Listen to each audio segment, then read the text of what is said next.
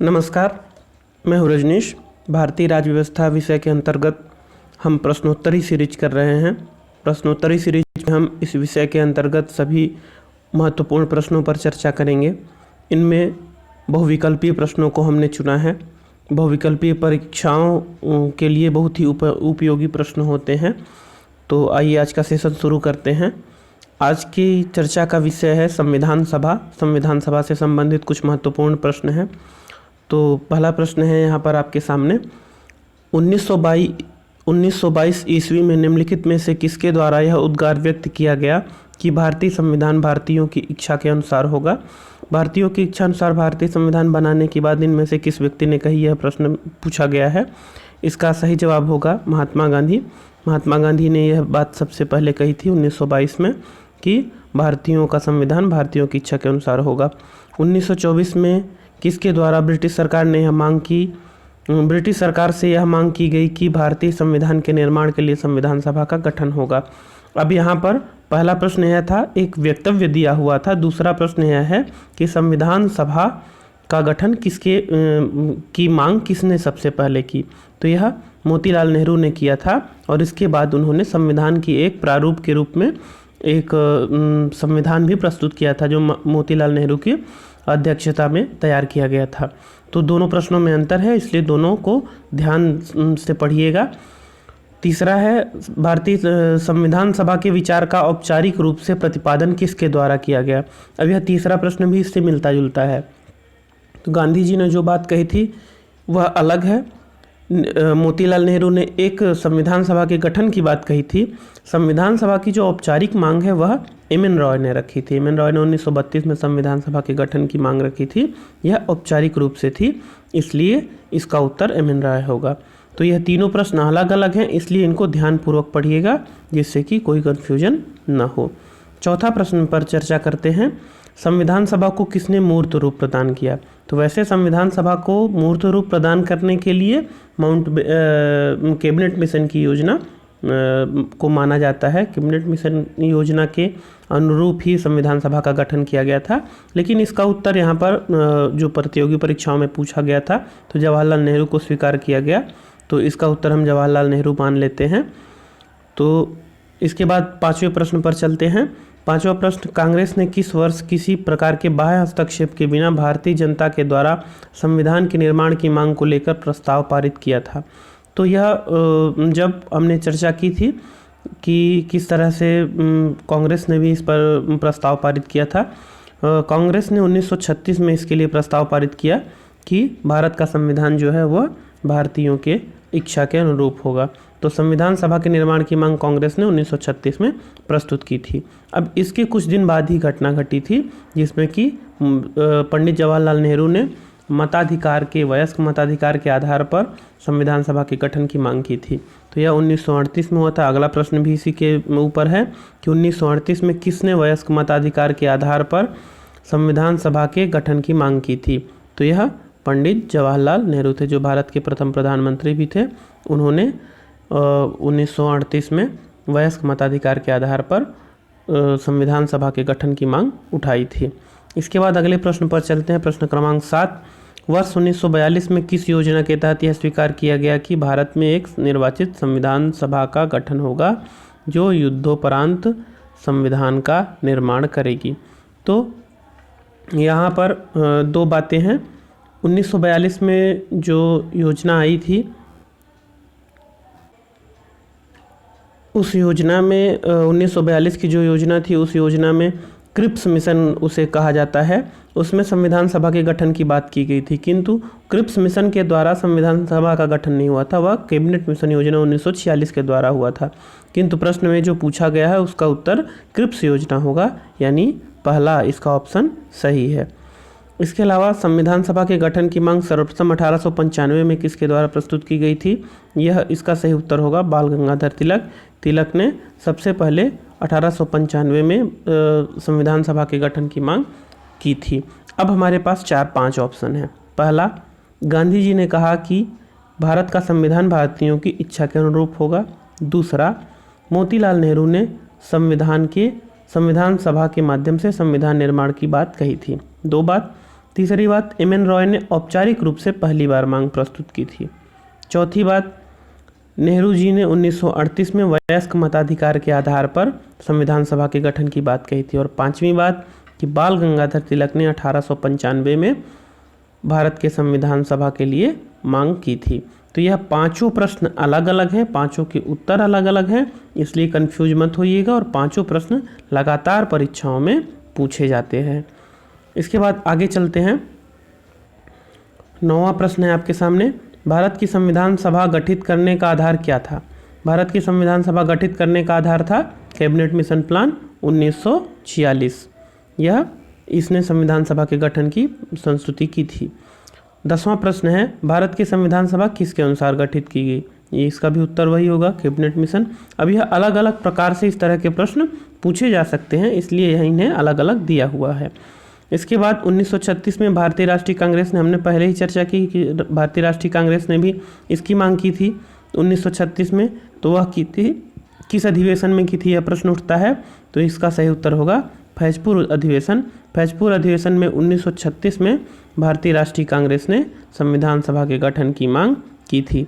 यह सारे प्रश्न परीक्षाओं में लगातार पूछे जाते हैं और यह किन परीक्षाओं में पूछे गए उनके सामने उनका वर्ष भी दिया हुआ है।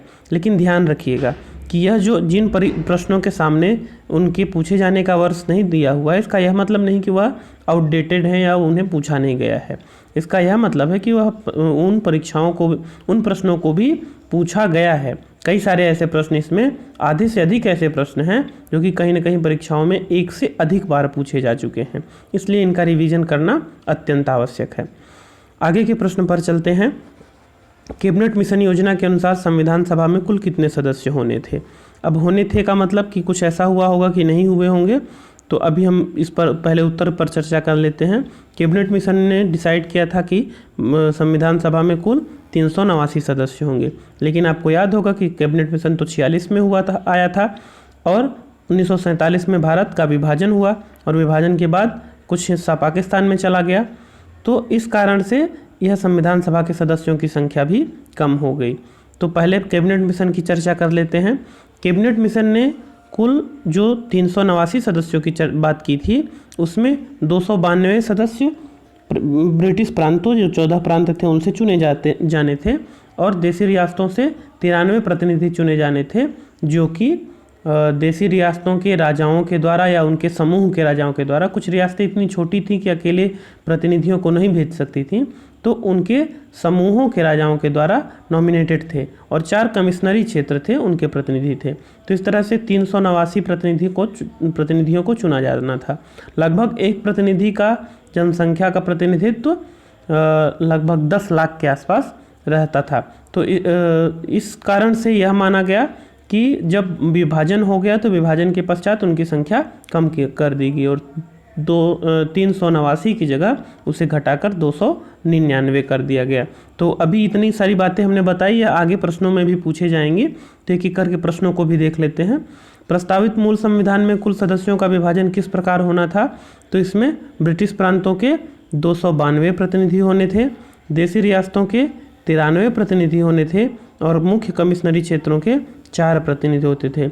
यह प्रश्न महत्वपूर्ण है और परीक्षाओं में पूछा जा चुका है, और आजकल परीक्षाओं में प्रश्नों का पैटर्न यही है कि यह 4 ऑप्शन आपको दिए रहेंगे, और 4 में से 1, 2 या 1, 2, 3 या उपयुक्त सभी, इस तरह के ऑप्शन आपके पास रहेंगे। तो उनमें से किसी को आपको चुनना रहेगा।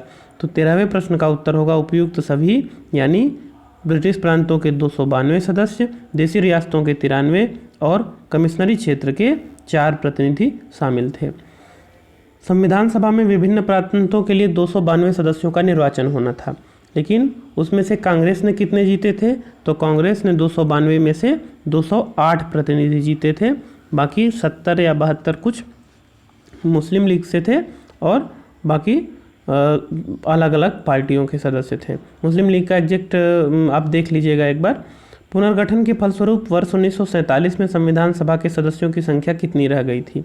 तो जब 389 कुल थे, उसके बाद से भारत का विभाजन हुआ, तो जो क्षेत्र पाकिस्तान में चले गए उनका क्षेत्र भी, उनकी सदस्यों की संख्या कम कर दी गई, तो कितने बचे? 299 सदस्य बचे।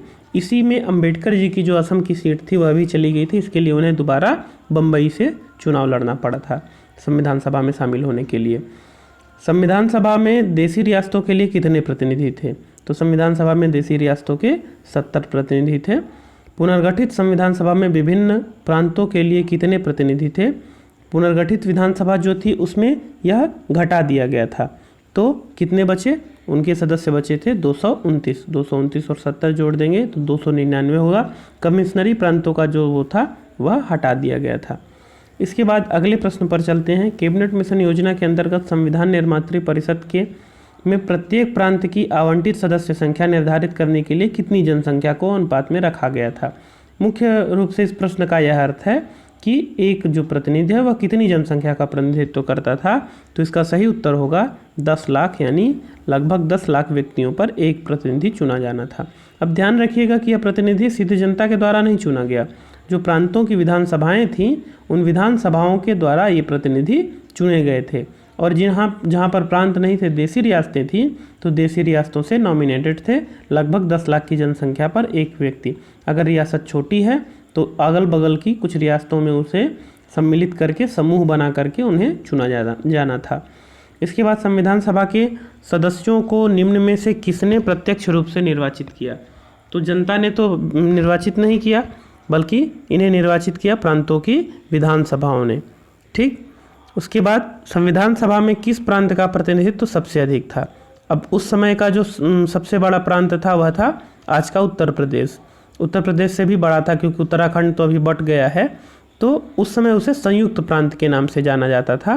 संयुक्त प्रांत उस समय सबसे बड़ा प्रांत था, इसलिए उसका प्रतिनिधित्व सबसे ज़्यादा था।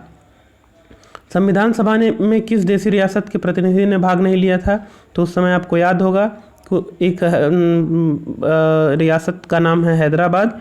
हैदराबाद रियासत में के जो निजाम थे उन्होंने भारत में सम्मिलित होने का फैसला नहीं लिया था और वह संविधान सभा में भी सम्मिलित नहीं होना चाहते थे। वह स्वतंत्र संविधान की मांग कर रहे थे और स्वतंत्र रहने की इच्छा रख रहे थे, इसलिए संविधान सभा में हैदराबाद के प्रतिनिधियों ने भाग नहीं लिया था। इसके बाद आगे चलते हैं। BR अम्बेडकर का संविधान सभा में निर्वाचन हुआ था। तो हमने पहले ही चर्चा की कि पहले असम से हुआ था, बाद में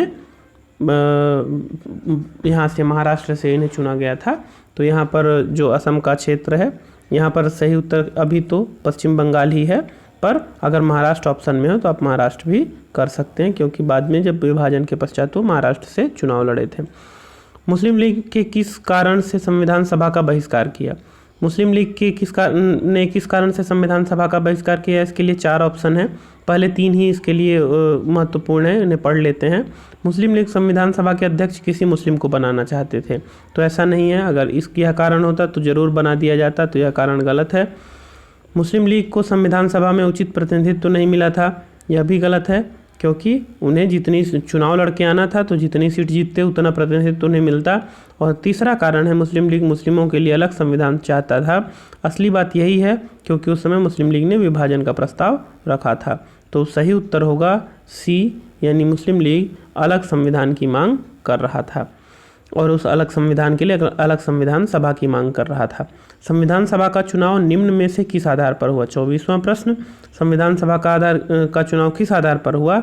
तो यह सीमित मताधिकार के आधार पर हुआ।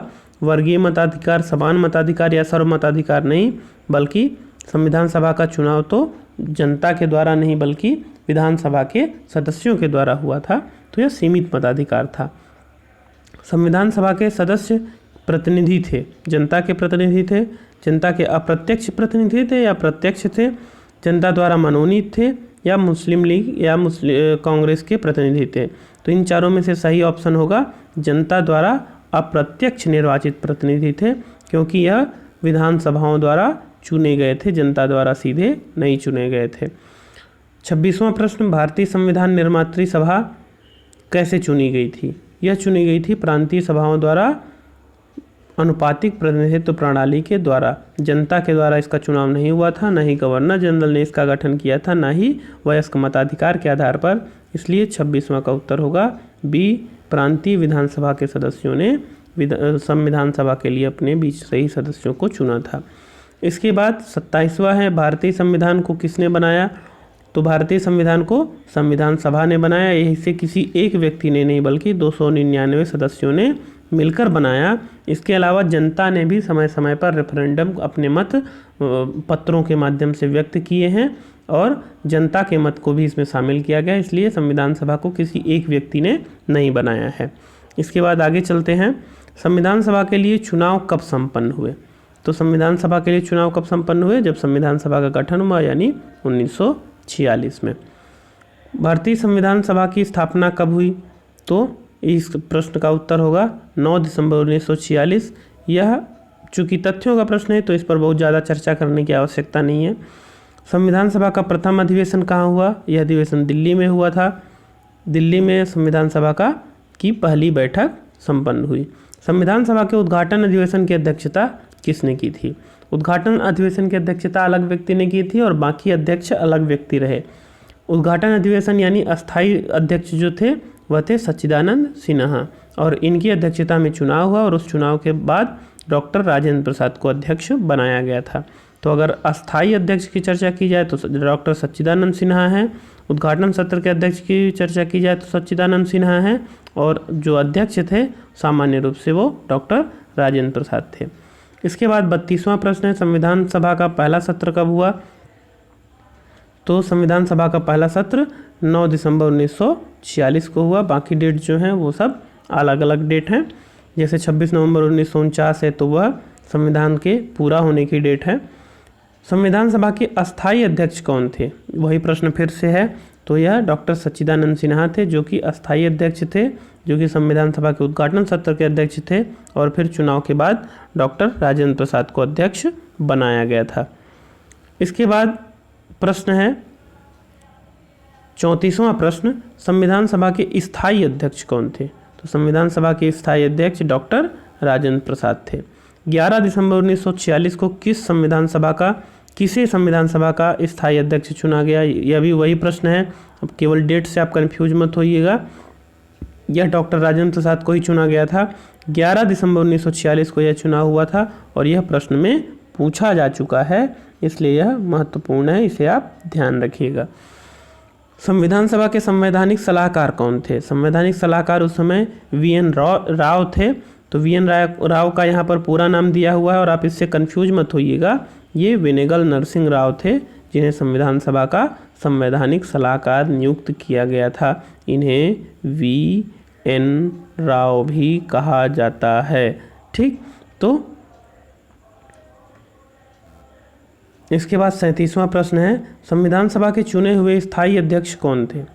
फिर वही प्रश्न है, चुने हुए जो स्थायी अध्यक्ष थे वह थे डॉक्टर राजेंद्र प्रसाद। 38वां प्रश्न, कौन संविधान सभा का सदस्य नहीं था। अब एक बात बता दें, अगर आपको बड़े नामों में कोई भी व्यक्ति मिल जाता है तो वह संविधान सभा का सदस्य था। उस समय जितने भी बड़े नाम थे, नेता थे, वह सारे लोग संविधान सभा के सदस्य चुने गए थे। एक व्यक्ति को छोड़कर, वह कौन थे, वह थे मोहनदास करमचंद गांधी, यानी अपने गांधी जी थे।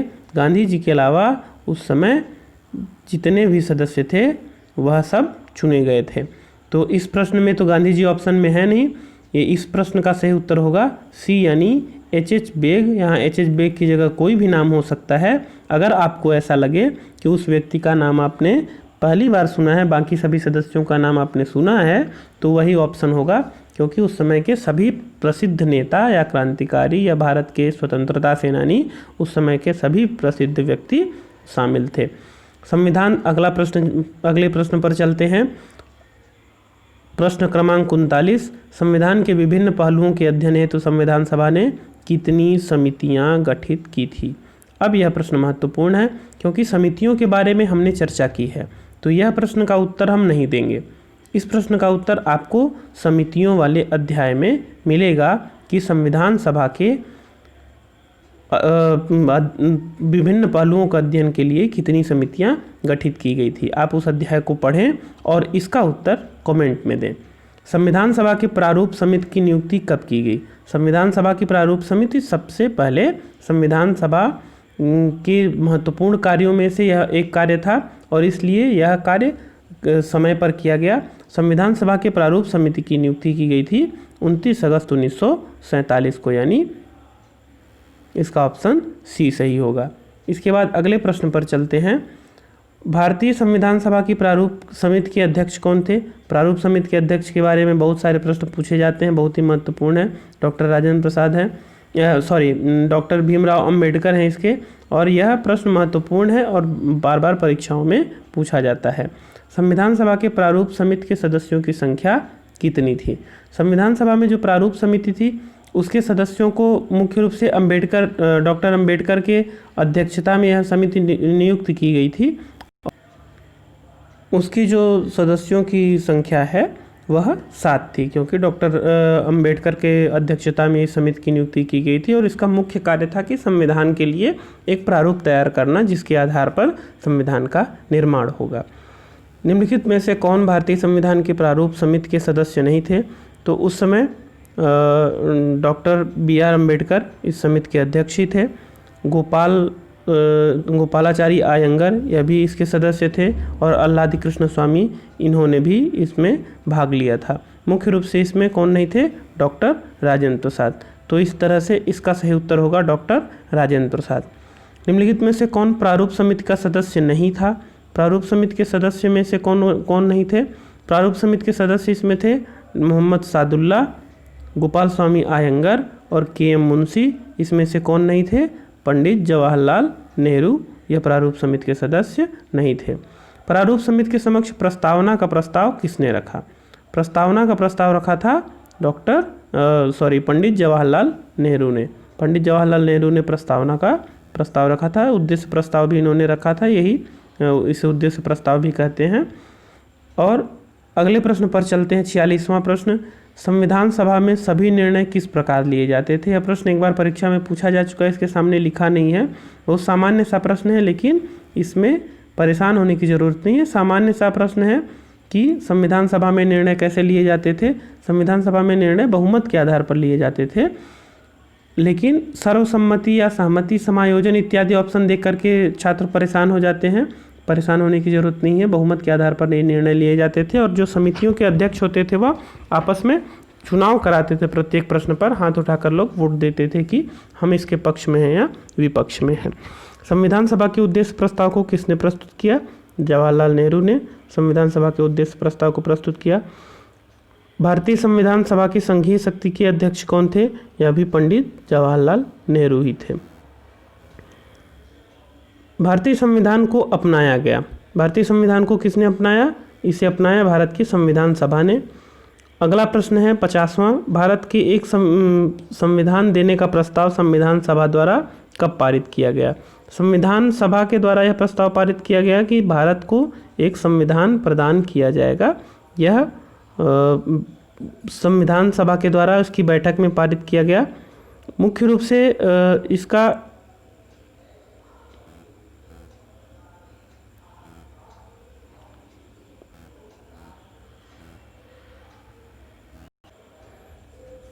ऐसे तो संविधान सभा का निर्माण ही हुआ था संविधान को बनाने के लिए, लेकिन यह प्रस्ताव जनवरी 1947 में 22 जनवरी को पारित किया गया था कि संविधान सभा के द्वारा संविधान का निर्माण किया जाएगा। संविधान निर्मात्री सभा में झंडा समिति के अध्यक्ष कौन थे? तो ये JB कृपलानी थे। इनके निर्देशन में झंडा का जो निर्माण हुआ था, तो झंडा समिति के अध्यक्ष थे। बहुत सारी समितियां बनी थी, उन समितियों के अलग अलग कार्य थे। तो आप उस समितियों को राज्य व्यवस्था वाले चैप्टर में देख लीजिएगा। संविधान सभा का जो चैप्टर है उसमें देख लीजिएगा, वह आपको डिटेल में वहाँ पर मिल जाएगा। राष्ट्रीय झंडे की अभिकल्पना को भारत के संविधान सभा में ग्रहण कब किया गया था? राष्ट्रीय झंडा जो निर्माण किया गया था वह जुलाई 1947 में उसको स्वीकार किया गया था।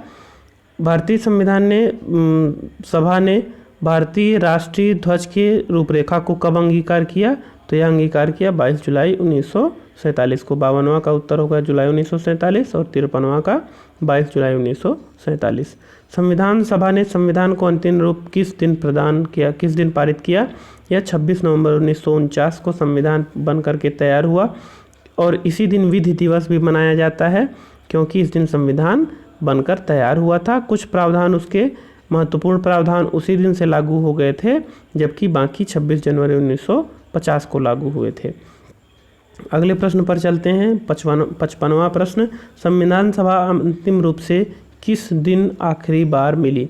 तो यह 26 जनवरी 1950 के पहले मिली अंतिम बार। यह मिली 24 जनवरी 1950 को। 24 जनवरी 1950 को संविधान सभा अंतिम बार उसकी बैठक हुई। इस पर कितने सदस्यों ने हस्ताक्षर किए? 299 सदस्यों में से 284 सदस्य उपस्थित थे। उन्होंने अपने प्रत्येक सदस्य के लिए एक प्रति तैयार की गई थी और प्रत्येक सदस्य ने सभी प्रतियों पर हस्ताक्षर किए। संविधान सभा द्वारा अंतिम रूप से पारित संविधान के कुल कितने अनुच्छेद थे? मूल संविधान में 395 अनुच्छेद और 8 अनुसूचियाँ थीं। वर्तमान में 450 से अधिक अनुच्छेद हो गए हैं और 12 अनुसूचियाँ हैं। इसे बनाने में कितना समय लगा? प्रश्न क्रमांक 58, संविधान सभा को संविधान निर्माण में कितना समय लगा? उसे लगा 2 वर्ष 11 माह और 18 दिन। यह इसका ऑप्शन बी सही होगा। आगे के प्रश्न पर चलते हैं। प्रश्न क्रमांक 59, किस दिन संविधान सभा का अंतरकालीन संसद के रूप में आविर्भाव हुआ? अर्थात संविधान सभा जब तक चुनाव नहीं हो जाएगा तब तक संसद के रूप में कानून बनाने का कार्य करेगी। तो यह कार्य 26 जनवरी 1950 से प्रारंभ हुआ जब संविधान लागू हुआ। इसके बाद आगे के प्रश्न पर चलते हैं। जिस संविधान सभा द्वारा भारत के संविधान का अधिनियम किया गया उसके सदस्य कौन थे? गवर्नर जनरल द्वारा नामित थे? एकदम नहीं। राजनीतिक दलों द्वारा नामित थे? एकदम नहीं। विभिन्न प्रांतों की विधानसभाओं द्वारा चुने गए थे या नामित थे? यह उसका सही उत्तर होगा। लोगों द्वारा सीधे निर्वाचित नहीं थे। भारत के लिए संविधान सभा के रचना है तो संविधान सभा का विचार निम्नलिखित में से किसने प्रस्तुत किया? अब अभी तक हमने 5 इस तरह के प्रश्न पर चर्चा की थी। यह 6वां प्रश्न है कि इनमें से किसने प्रस्तुत किया था। तो यहाँ पर पार्टियों का नाम दिया हुआ, स्वराज पार्टी, मुस्लिम लीग, कांग्रेस और सर्वदल सम्मेलन। तो यहाँ पर सही उत्तर होगा स्वराज पार्टी ने 1924 में संविधान सभा की बात की थी। 62वें प्रश्न पर चलते हैं। 62वां प्रश्न क्या कहता है कि निम्नलिखित कथनों में से कौन सा एक सही है? पहला, 1946 में प्रांतीय सभाओं द्वारा भारत के संविधान सभा चुनी गई थी। तो यह कथन तो सही है। उसके बाद अन्य प्रश्नों पर भी चर्चा कर लेते हैं। जवाहरलाल नेहरू, मोहम्मद अली जिन्ना और सरदार वल्लभ भाई पटेल भारत के संविधान सभा के सदस्य थे। तो नेहरू तो थे और पटेल भी थे किंतु जिन्ना नहीं थे। तो इसलिए यह ऑप्शन गलत है। भारत के संविधान सभा का प्रथम अधिवेशन जनवरी 1947 को हुआ? ऐसा नहीं है, यह 1946 को हुआ था। भारत का संविधान 26 जनवरी 1950 को अंगीकृत किया गया? यह भी गलत है। आपको लग रहा होगा क्यों, तो इसका कारण हम बता दें। 26 जनवरी 1950 को संविधान औपचारिक रूप से लागू हुआ था। उसे 26 नवंबर 1949 में ही अंगीकृत आत्मार्पित कर लिया गया था। यह संविधान की प्रस्तावना में ही लिखा हुआ है। इसलिए इसका सही उत्तर होगा 62वां का उत्तर होगा ए, यानी बाकी ऑप्शन गलत हैं। अगले प्रश्न पर चलते हैं। 63, जिसमें कि पूछा गया है कि गठन के बारे में कौन कौन से कथन सही हैं। तो एक या एक से अधिक कथन सही हो सकते हैं। संविधान सभा के सदस्यों का चयन 1946 के प्रांतीय चुनावों के आधार पर किया गया था। तो यह तो सही है क्योंकि प्रांतीय विधानसभाओं ने ही संविधान सभा के सदस्यों को चुना था। दूसरा है, देशी राज्यों के प्रतिनिधियों को संविधान सभा में सम्मिलित नहीं किया गया था। यह गलत है क्योंकि देशी राज्यों के प्रतिनिधि शामिल थे। संविधान सभा के भीतर विचार विमर्श जनता द्वारा व्यक्त की गई रायों से प्रभावित नहीं होता था। यह भी गलत है क्योंकि जनता से बीच बीच में जनमत प्राप्त किए जाते थे। जनता पत्रों के माध्यम से उन्हें अपने मत व्यक्त करती थी। और चौथा है, सामूहिक सहभागिता का भाव उत्पन्न करने के लिए जनता से सुझाव मांगे गए थे। यह ऑप्शन सही है, यानी पहला और चौथा। तो पहला और चौथा यहाँ पर केवल डी ऑप्शन में है। डी का पहला और चौथा सही होगा। 64वें प्रश्न पर चलते हैं। भारतीय संविधान सभा के कितने दिन के अधिवेशन की अध्यक्षता इन्होंने की थी?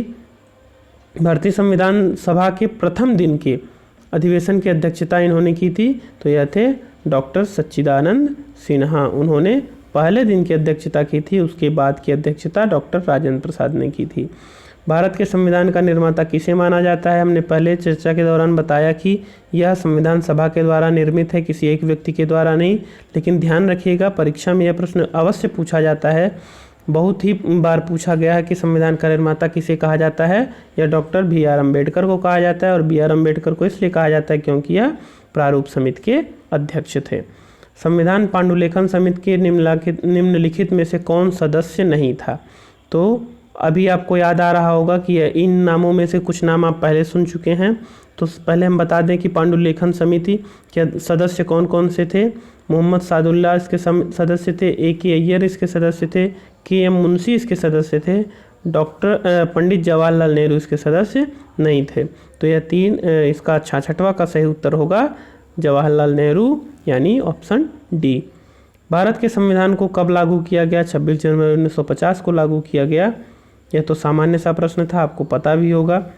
संविधान को 26 जनवरी के दिन लागू करने का क्या कारण था? उसका कारण ये था कि 26 जनवरी को स्वाधीनता दिवस मनाया जाता था आज़ादी के पहले भी, और यह मनाया जाता था लाहौर अधिवेशन 1929 के बाद से।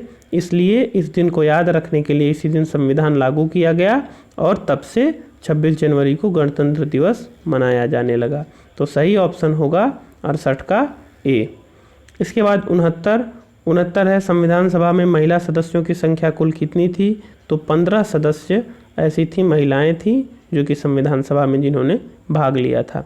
तो इस तरह से हम देखते हैं कि संविधान सभा से संबंधित बहुत सारे प्रश्न हैं जो कि परीक्षाओं में पूछे गए हैं। उन प्रश्नों पर हमने चर्चा की। इन प्रश्नों को आप एक बार दोहराइए, और उसके बाद से अब आपको संविधान सभा से संबंधित बहुत कम ही बातें रहेंगी जो कि परीक्षाओं में पूछी जाएंगी, क्योंकि यह सभी संविधान सभा से संबंधित सभी बातों का सार तत्व इस प्रश्नावली में निहित है। तो इस तरह से आपको संविधान सभा, इन प्रश्नों को पढ़ने के बाद आपको संविधान सभा के बेसिक सभी तत्व, सभी प्रश्न पता चल जाएंगे। आपको यह कैसा लगा इसके बारे में आप कमेंट कर सकते हैं। किसी प्रश्न पर कोई कन्फ्यूजन हो उसे भी पूछ सकते हैं। एक प्रश्न आपको मैंने दिया है यह बताने के लिए कि कितनी समितियां थी, उसका उत्तर आप कमेंट बॉक्स में ज़रूर दीजिएगा। धन्यवाद। महादेव।